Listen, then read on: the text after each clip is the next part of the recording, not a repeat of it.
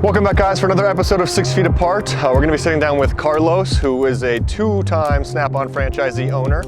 He has this beautiful Cayman GTS. We're going to learn a little bit about his life.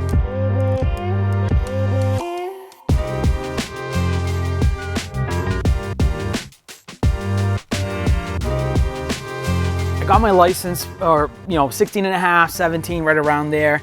And my dad actually, he was going to gift me my first car, but it wasn't gonna be like a new car or anything like that. So we went to the junkyard and we buy a 1987 Golf GT. So it wasn't even a GTI at the time. Okay. So Same it was shape? like, same two-door, same thing. Didn't have the round headlights, had like the rectangle headlights. Didn't have like the nice super like BBS wheels or anything like that. But that was my first car.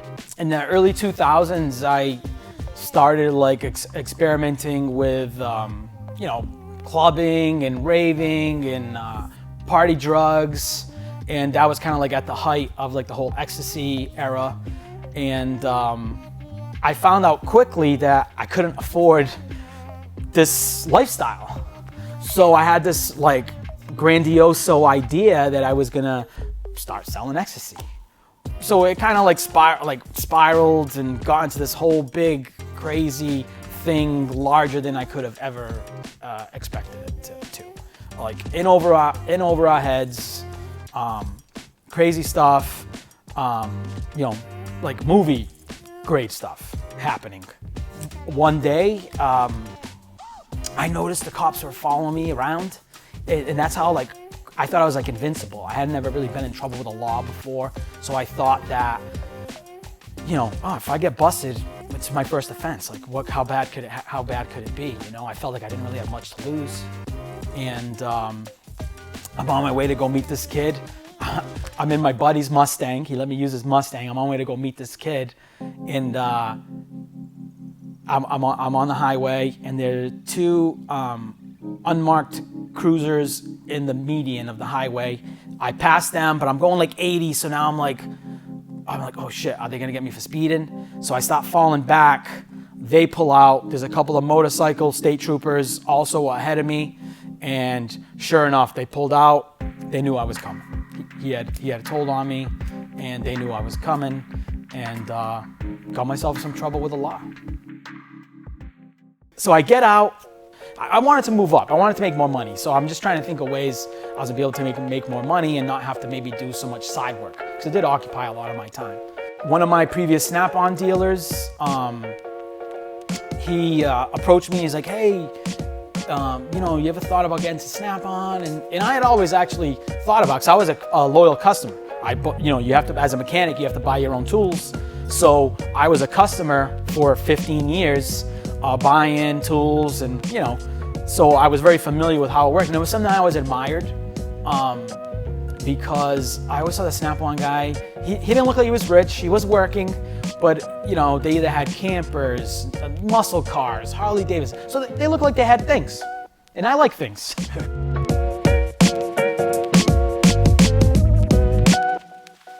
We're having dinner one day at my mother-in-law's house. My sister-in-law there, and her husband, which is my wife's brother-in-law. I call him my brother-in-law. I'm just letting them know what I'm gonna do. And I said, I'm gonna do this, yada, yada, yada. And they said, well, hey, listen, we have some equity in our home, and we'd like to let you borrow the money. Snap-on at the time, they weren't really too fond of me. On paper, I looked like crap. Right.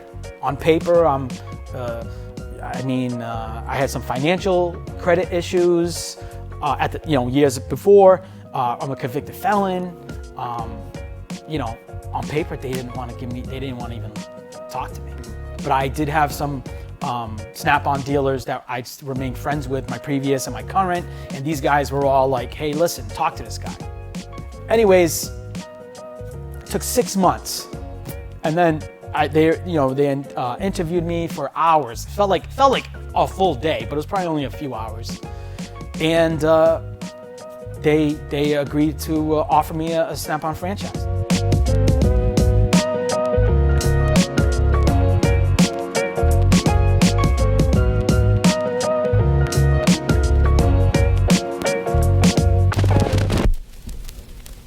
know you're very generous and giving, and you came on the East Coast run and helped with that. Yeah. You know, anytime I get an opportunity.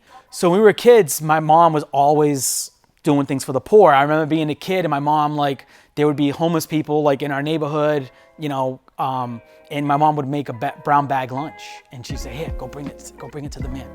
So like at a very young age, I always had this thing that I wanted to like help people. Probably like the greatest thing that I can say I've done was a few years ago, Hurricane Harvey. One of my customers approached me and says, Carlos, what have you done for the people down in the hurricane? And I'm like, well, I haven't done anything yet. You know, I'm busy work. And then I'm like, well, I haven't really done anything. He's like, oh, well, the gas station or this place, they're collecting cases of water. Go bring them some water. So that like sat in my head, and I woke up, I don't know, it was the next day or whatever. I'm like, I'm gonna go to Houston. Okay. I'm like, well, a case of water, like that's not enough. Like, that's not enough. It took us 31 hours to drive to Houston. How many stops? So like overnight? So we stopped at a hotel for like a few hours. Once. Okay. So I believe we did 18 hours straight and then 13 hours. Damn. Yep. That's crazy. Yep. I've driven a long time, so that's dude, crazy. Listen, after that, man, I told my wife, hey, you want to go get a bagel in New York? Let's just go. We'll drive to New York and come back. It's like a piece of cake. Exactly. Like, nothing. So, so we drive to Houston, 31 hours, get down there. Still no plan. No idea what we're going to do. So my buddy owns a tow company. He got hired by FEMA or whatever to go down there to go tow cars, to get all the cars off the road because they had all been flooded. Yep. So I end up hooking up with him. Hey, we're gonna come down. Oh yeah, you can stay with us. So now we end up getting a place to stay. So we had no plan, but the big man upstairs was like watching over us. Okay. Like he knew that we were going down there for good. Hooked us up with my buddy. Bang! Now we have a place to stay. My buddy's a chef, the one that came down with me. So it was almost like a trade-off. They let us stay there, and he was gonna cook food. Right. Yes. So we get there at night. We wake up the next day.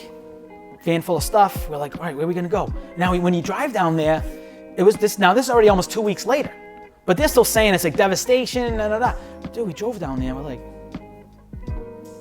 everything looks fine. Like, did we miss it? Like, why does it look like nothing happened here? Now we start driving through the neighborhoods. Well, what it is there's all the neighborhoods along the riverbeds is usually like low income because there's always floods in Houston. Right. So where the shop was by the river.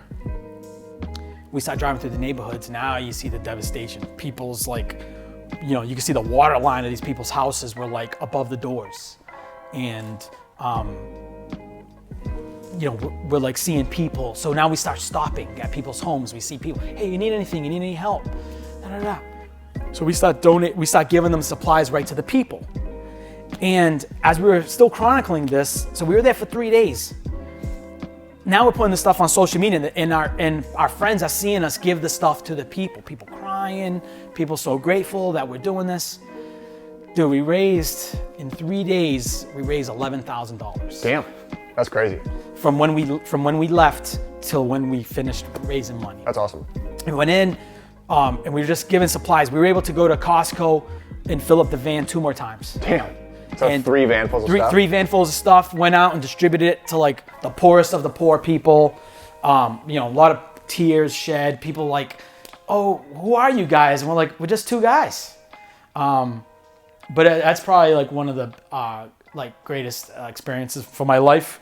And I really realized that like it's so much better to give than to receive.